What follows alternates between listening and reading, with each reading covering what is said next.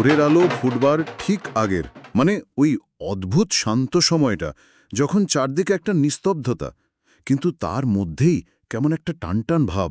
ঠিক। আর ঠিক সেই সময়ই যেন দূর থেকে ভেসে আসে বীরেন্দ্রকৃষ্ণ ভদ্রের ওই গলার আওয়াজটা, চণ্ডীপাঠের সুর। ওই কণ্ঠস্বরটা। এই আবহাওয়াটাই যেন মনে করিয়ে দেয় মহালয়া এসে গেল, উৎসব শুরু। একদম ঠিক বলেছেন। এই ভোরের ফিলিংসটা, মানে এটা বাঙালির একটা, কি বলবো, কালচারাল ডিএনএর মতো। শুধু একটা তিথি তো নয়, এটা একটা অনুভূতি, একটা লম্বা প্রতীক্ষার শেষ। হ্যাঁ, একটা নতুন সুরে শুরু। সারা বছরের অপেক্ষাটা যেন এইভাবেই জানান দেয়। আকাশে বাতাসে। সত্যি। তো আজকের এই পর্বে আমরা ঠিক এই বিষয়টাই, মানে মহালয়া নিয়ে একটু গভীরে যাব। এর আসল মানেটা কি, কেন এত গুরুত্বপূর্ণ, কিভাবে এটা একদিকে পিতৃপুরুষদের স্মরণ, আবার অন্যদিকে দেবী দুর্গার আবাহন, এই দুটোকে মেলায়। আচ্ছা। এর সাথে যেসব পৌরাণিক গল্প আছে, ঐতিহ্য, সেগুলো কি, আর হ্যাঁ, হাতে কিছু তথ্যও আছে।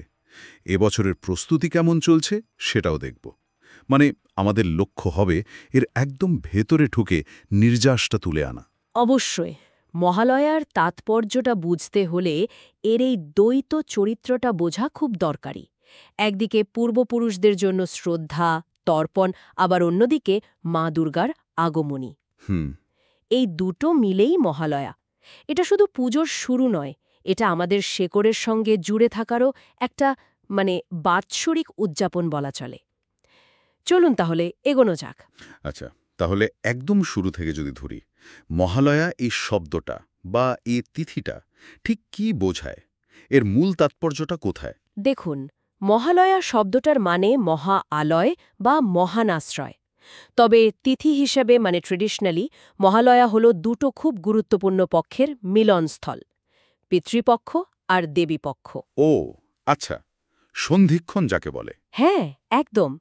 পিতৃপক্ষের শেষ আর দেবীপক্ষের শুরু। এটা আশ্বিন মাসের কৃষ্ণপক্ষের অমাবস্যা তিথিতে হয়। আর এই দিনটাকেই কিন্তু দুর্গাপূজার একদম অফিসিয়াল শুরুয়াত ধরা হয়। একটা গভীর বিশ্বাস আছে যে দেবী দুর্গা এই দিনই মর্তে আসেন তার সন্তানদের কাছে।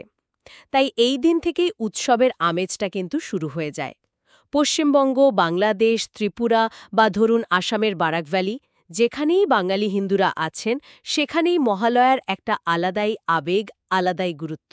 মহালয়ার ভোরের ওই অভিজ্ঞতার কথা যা বলছিলেন, সেটা তো মানে প্রায় সবারই ছোটবেলার স্মৃতিতে গাঁথা। খুব ভোরে উঠে রেডিওতে, এখন তো অবশ্য অন্য মিডিয়াতেও হয়। হ্যাঁ, এখন তো অনেক অপশন। ওই বিশেষ প্রোগ্রামটা শোনা, এটা তো একটা রিচুয়ালের মতো হয়ে গেছে, তাই না? ঠিক তাই। এটা শুধু একটা অনুষ্ঠান শোনা নয়, কিন্তু এটা একটা ঐতিহ্যকে ক্যারি করা, এক জেনারেশন থেকে অন্য জেনারেশনে যাওয়া একটা ইমোশন। আমরা যে অনুষ্ঠানটার কথা বলছি, মানে মহিষাসুর মর্দিনী, হ্যাঁ। সেটা আসলে শ্রী শ্রী চণ্ডী বা দেবী মাহাত্ম্যম থেকেই নেওয়া। একটা অসাধারণ স্ক্রিপ্ট, গান, স্তোত্রপাঠ, মন্ত্র, সব মিলিয়ে দেবী দুর্গার সৃষ্টি, তার শক্তি, আর শেষে মহিষাসুর বধের গল্পটা বলা হয়। সেই ১৯৩১ সাল থেকে আকাশবাণী কলকাতা। হ্যাঁ, ভাবা যায়। বাণী কুমারের লেখা, পঙ্কজ কুমার মল্লিকের সুর, আর অবশ্যই বীরেন্দ্রকৃষ্ণ ভদ্রের ওই অসামান্য পাঠ, এই তিনজন মিলে যা তৈরি করেছেন সেটা বাঙালির মনে গেঁথে গেছে। ওই ভরাট গলাটা শুনলেই মনে হয়, হ্যাঁ, মহালয়া এলো। একদম। শুধু তাই নয়, শ্রী শ্রী চণ্ডীপাঠও কিন্তু মহালয়ার একটা খুব গুরুত্বপূর্ণ অংশ। অনেক বাড়িতে, মন্দিরে এদিন চণ্ডীপাঠ হয়, দেবীর মাহাত্ম্য কীর্তন করা হয়। যেমন ঢাকার ঢাকেশ্বরী মন্দিরেও তো প্রতি বছর ভোরে স্পেশাল প্রোগ্রাম হয়, চণ্ডীপাঠ হয়, অনেক লোক আসেন। আচ্ছা, এই যে বললেন পিতৃপক্ষের শেষ আর দেবীপক্ষের শুরু, এই সংযোগটা, এর মধ্যে পিতৃপক্ষের দিকটা যদি একটু খুলে বলেন, কারণ মহালয়ার সাথে তর্পণের বিষয়টা খুব জুড়ে আছে। অবশ্যই। পিতৃপক্ষ ব্যাপারটা মহালয়ার কনসেপ্টের সাথে একদম, মানে, ওতপ্রোতভাবে জড়িত। বাংলা ভাদ্র মাসের কৃষ্ণপক্ষের প্রতিপদ থেকে শুরু করে পরের অমাবস্যা, মানে মহালয়ার দিন পর্যন্ত, এই যে ১৫টা দিন, এই সময়টাকে পিতৃপক্ষ বা প্রেতপক্ষও বলে অনেকে।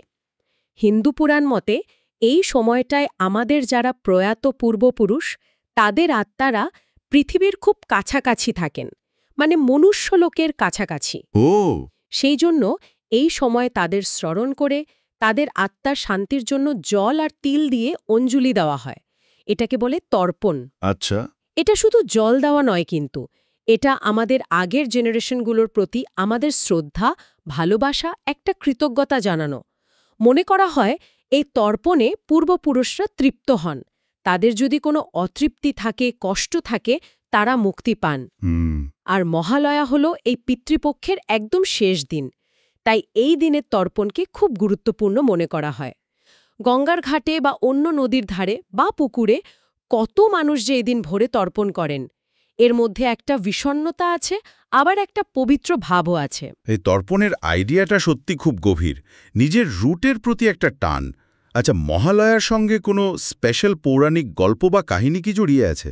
নানা রকম গল্প তো শোনা যায়। হ্যাঁ, আছে তো।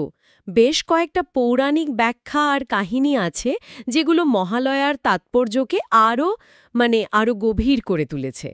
যেমন একটা খুব প্রচলিত গল্প আছে, সৃষ্টির আগে যখন সব কিছুই কারণ সমুদ্রে ডুবেছিল, তখন বিষ্ণু অনন্ত নাগের উপর যোগনিদ্রায় ছিলেন। হুম। সেই সময় নাকি তার কান থেকে মধু আর কৈটভ নামে দুটো ভয়ঙ্কর দৈত্য বেরিয়ে আসে, আর এসেই তাহা ব্রহ্মাকে মারতে যায়। ও বাবা! তখন ব্রহ্মা তো খুব ভয় পেয়ে যান। তিনি তখন বিষ্ণুকে জাগানোর জন্য দেবী যোগ নিদ্রার স্তব শুরু করেন, কারণ বিষ্ণু তো ঘুমে মগ্ন। ব্রহ্মার স্তবে দেবী যোগনিদ্রা সন্তুষ্ট হয়ে বিষ্ণুর শরীর থেকে বেরিয়ে আসেন আর বিষ্ণু জেগে ওঠেন। তারপর তিনি মধু কৈটবের সাথে ৫,০০০ বছর যুদ্ধ করে তাদের মারেন। বাপরে, ৫,০০০ বছর! হ্যাঁ, তো এই গল্পটা প্রতীকীভাবে খুব ইম্পর্ট্যান্ট।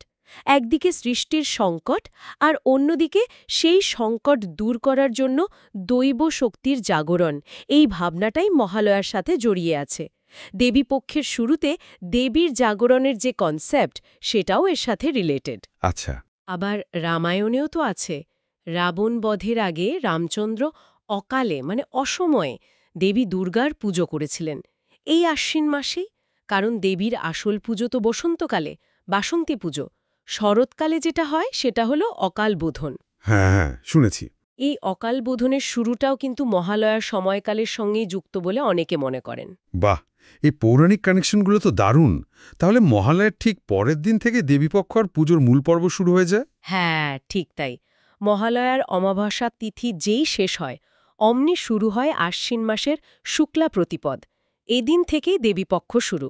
এটা চলে কোজাগরী পূর্ণিমা পর্যন্ত, পুরো ১৫ দিন। আচ্ছা। মহালয়ের দিনটাকে অনেকে দেবীর আবাহন বা বোধনের শুরু হিসেবেও দেখেন। হিন্দু বিশ্বাসে আছে না, দেবতারা বছরে ৬ মাস ঘুমিয়ে থাকেন, হ্যাঁ, দক্ষিণায়ন। শিয়াল শুরু হয়। এটাকে বলে কল্পারম্ভ। ঘট স্থাপন, মানে ওই কলসি আমপাতা দিয়ে? হ্যাঁ, হ্যাঁ, একটা পবিত্র ঘটে জল ভরে আম্রপল্লব দিয়ে সাজিয়ে দেবীর প্রতীক হিসাবে পুজো করা। এই সময় থেকেই অনেক বাড়িতে বা মণ্ডপে চণ্ডীপাঠ শুরু হয়ে যায়। তবে যেহেতু মেন জাঁকজমক ষষ্ঠী থেকে শুরু, তাই অনেকে এটাকে ষষ্ঠাদে কল্যারম্ভও বলেন। ও আচ্ছা। যেমন ধরুন, এই বছর ২০২৪-এর ক্যালেন্ডার যদি দেখি, ২৮শে সেপ্টেম্বর শনিবার পড়ছে দুর্গা ষষ্ঠী। ওই দিন কল্পারম্ভ হবে, দেবীর পুজো হবে, রাতে দেবীর আমন্ত্রণ অধিবাস। হুম। তারপর ২৯শে সেপ্টেম্বর মহাসপ্তমী, ৩০শে সেপ্টেম্বর মহা অষ্টমী। ওই দিন কুমারী পুজো আর সন্ধি পূজা হয়, যেটা খুব গুরুত্বপূর্ণ। হ্যাঁ, সন্ধি পুজো। তারপর ১লা অক্টোবর মহানবমী, আর ২রা অক্টোবর বিজয়া দশমী। সেদিন তো প্রতিমা বিসর্জন, উৎসবের শেষ। এই প্রসঙ্গে একটা মজার কথা প্রায় প্রতি বছরই শুনি, বলে যে মা দুর্গা নাকি প্রত্যেক বছর আলাদা আলাদা বাহনে করে আসেন, আবার যানও আলাদা বাহনে। এটা ঠিক কী ব্যাপার? এর কি কোনো মানে আছে? এই বছরের বাহনগুলো কি? হ্যাঁ, এটা একটা খুব চালু লোক বিশ্বাস। এর শাস্ত্রীয় ব্যাখ্যাও দেয়া হয়।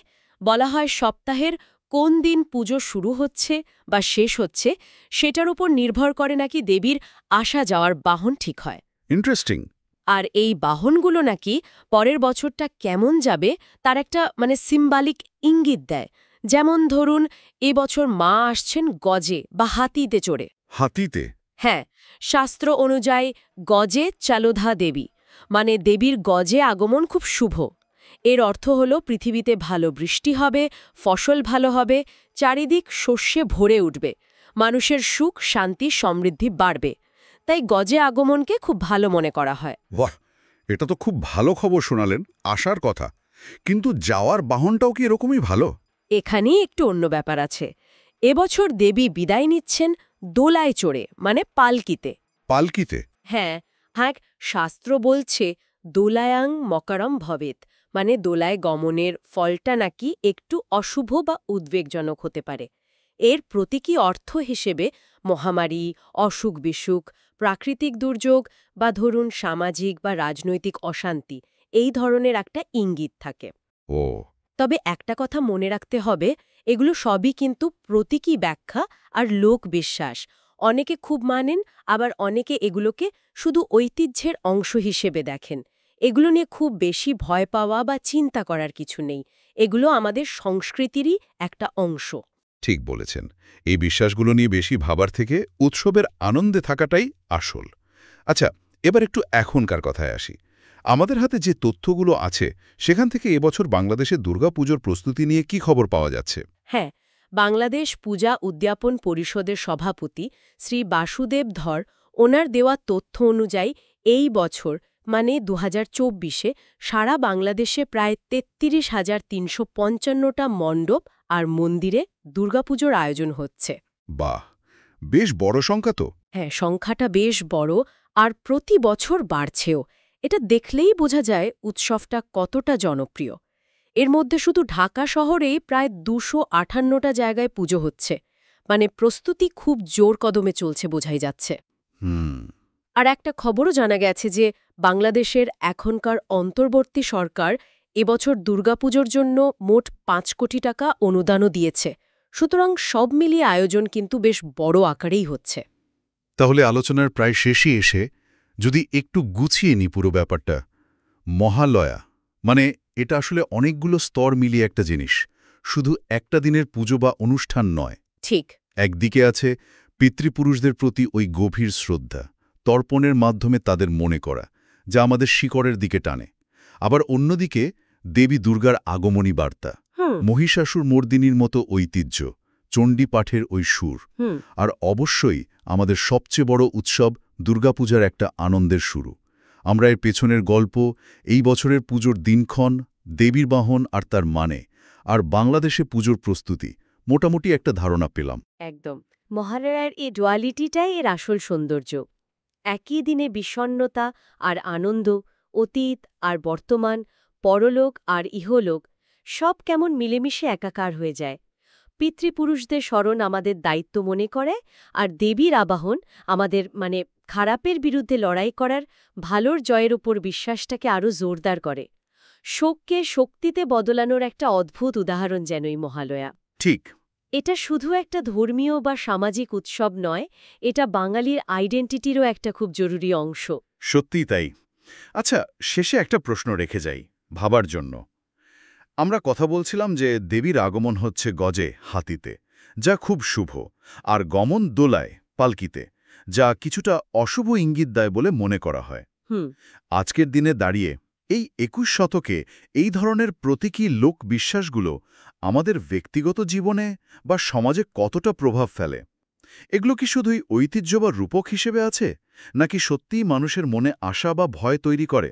ভবিষ্যতের দিকে তাকালে এই প্রতীকগুলোর আর কি প্রাসঙ্গিকতা থাকতে পারে? এই প্রশ্নটা না হয় থাকলো, শ্রোতারা ভাবতে পারেন।